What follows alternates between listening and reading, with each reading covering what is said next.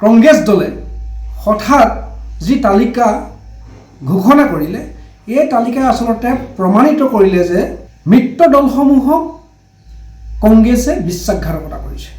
গৌৰৱ গগৈয়ে কেৱল যে নিজৰ কথা ভাবে, দেশ বা জাতিৰ কথা যে নাভাবে, এইটোৱে আচলতে প্ৰমাণ হৈ গ'ল।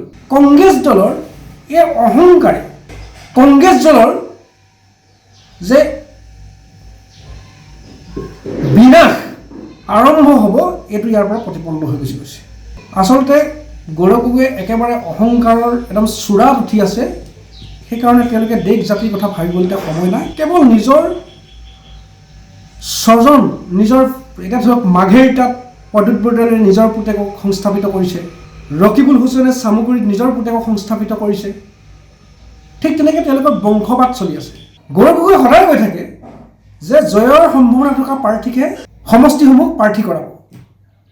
অথচ উপ নিৰ্বাচনত ডিমৌ সমষ্টিত ৰাইজৰ দলে 25,000 পাইছিল আৰু কংগ্ৰেছে পাইছিল মাত্ৰ 5,000।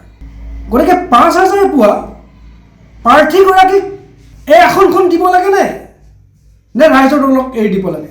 এই প্ৰশ্নটো আচলতে আজি ডিমৌ সমষ্টি মানুহে কৈছে। আজি ডিমৌ সমষ্টিটোক ৰাইজৰ দলক এৰি দিয়া হ'লে বিজেপিক পৰাভূত কৰিব পাৰিলেহেঁতেন নে কংগ্ৰেছে পাৰিলেহেঁতেন? এই কুৱেশ্যনটোতো আপোনালোকৰ মাজতো আপোনালোককতো সুধিছে। আচলতে ডিমৌ সমষ্টিত এখন ডাঙৰ জাল পেলালে। কংগ্ৰেছৰ কোন বেগুন নেতাই আচলতে বিজেপিক এই সমষ্টিটো উপহাৰ দিব খুজিছে, আপোনালোকে লগ পালে এবাৰ সুধি ল'ব, গৌৰৱ গগৈয়ে সুধি ল'ব।